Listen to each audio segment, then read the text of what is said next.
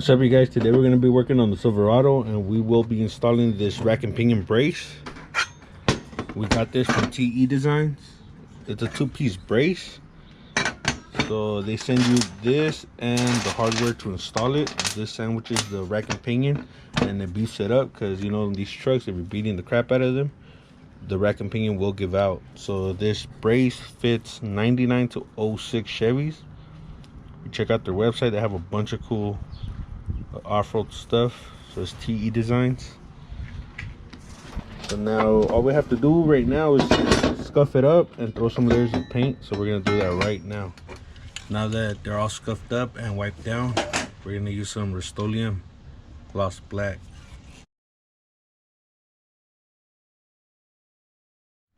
We got about 4 or 5 coats of paint on this.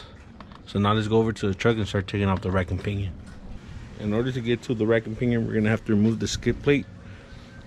So it's a couple of 13mm bolts. And this is the rack and pinion. So as you can see, it's leaking on the sides. So we're gonna get it rebuilt, and when it goes back in, we're gonna install the brace. So I'm gonna start off by removing all 13mm bolts from right here to get access to the hoses in there and all that. Next, we're going to remove this ground cable, the 10mm bolt right here.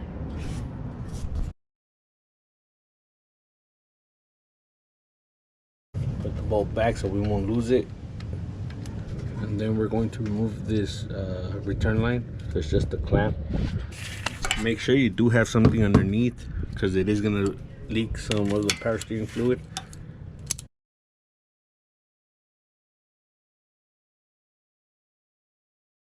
With that hose out of the way, we could reach to the 11mm that holds the steering shaft to the rack and pinion. But before we do that, we're going to lock up the steering wheel. We have a club lock that we're going to put from the brake pedal to the steering wheel, just so it won't turn, because there's a clock spring in the steering wheel, which would break if it starts spinning by itself. So we're just going to make sure the steering wheel is straight, the wheels are straight, and we're going to put the lock on there. I forgot to mention that the access to all this might be different on your truck if you guys still have the stock bumper and all that. So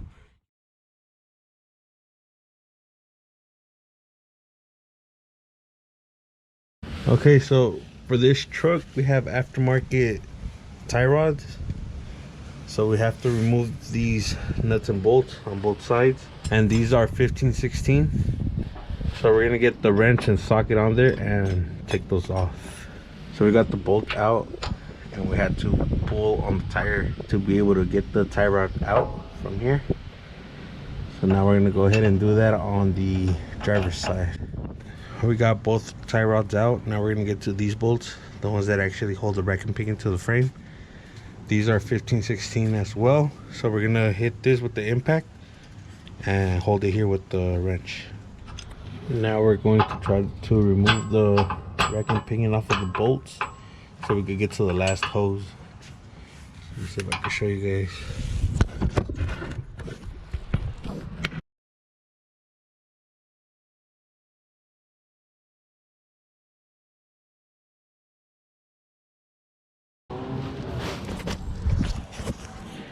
Now that I have the rack and pinion like this, I'm gonna get to that 18mm hose, and then the shaft is pretty much out already. It just needs a little tip, and it's ready to come out. It's finally out. I couldn't record removing this hose, but you just use the 18mm wrench, and then since the shaft was already loose, it just came out by itself. So it's right there. So we were looking at this bushing right here, and it looks like it's pretty much shot. This piece just fell out. We're gonna see if we could order these online, but for now we're gonna drop this off at the shop and get it rebuilt. And when it comes back, we'll put on the brace and see what we do about these bushings. You can see that this is not centered anymore. On this side it is, and on this side is a little over to the, well, to this side. We just got back from picking up the rack and pinion, and they installed this extra little tube right here to get the airflow from side to side, because he said that when they would turn the steering, it would suck up the boot. So now we're gonna go ahead and install the brace. So this, I believe, is the top part. I'm gonna have to remove this line to get this in there. Let me get some wrenches for that. This fitting right here is a 14, and the one on this side is a 19.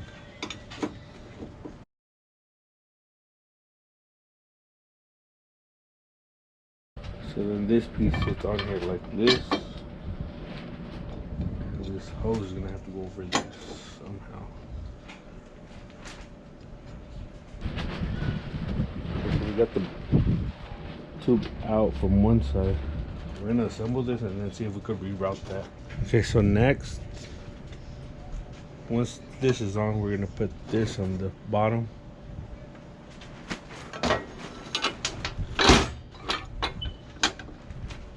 Goes on there like that. And we're gonna fit our bolts through.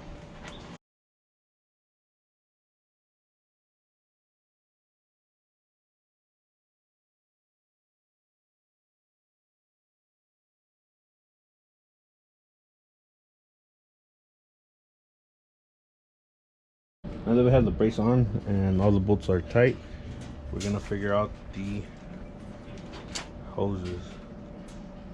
So this one fits here. We're having a little trouble with it going over this rack. Then we have a tube bender, one of those little brake line benders. We're gonna try to see if we can make it work. We just need to bend it over this a little bit. Let me see what we could come up with right now. We do have this tool right here, and it fits perfect over this line. This one right here, or this one. So what we're gonna do is we're gonna throw the line on here, like that. And then with the Sharpie, I'm gonna draw a little line of where we need to clear, roughly. This is the top side, so I'm gonna show a little line right here for the top, and also for this new tube thing for the air. Hopefully we're able to reuse this one. So now I'm gonna pull this off. I'm gonna put you guys back on after we bend all this, and hopefully we are able to figure it out. We have this line routed. All we did is flip the tube backwards, so this end was over here. We put it up here, and then it cleared pretty good. We straightened this out a little bit.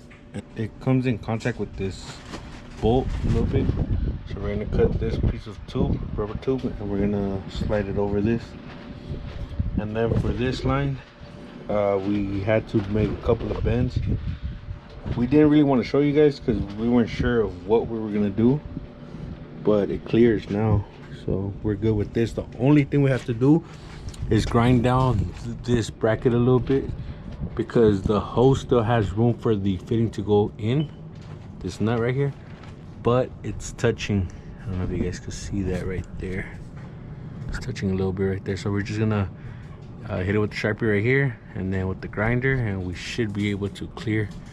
I'm gonna take off the brace, and then we'll get to that. We put this line back.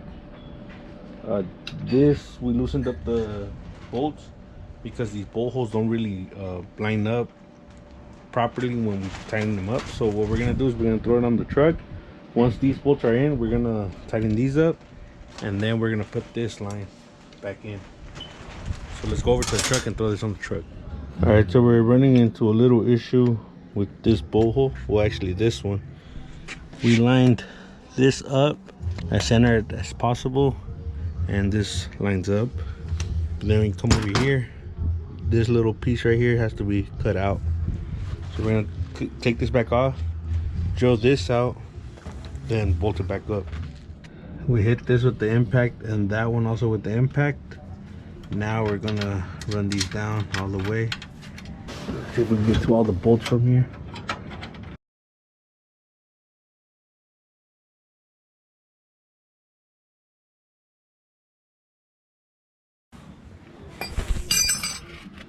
The steering shaft is in already, so we're gonna put the 11mm bolt and tighten that up next.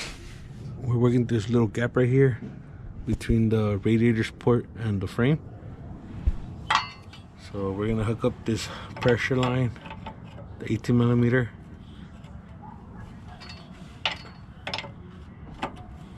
And we should have done this before installing the rack and pinion to those bolts, but we forgot. So now that the pressure line is hooked up, we're going to hook up this return line. We're just gonna rotate the clamp so it could be easier for us to install. Put you guys right here. It got late, that's why we pulled up the lights so we can kind of see what we're doing.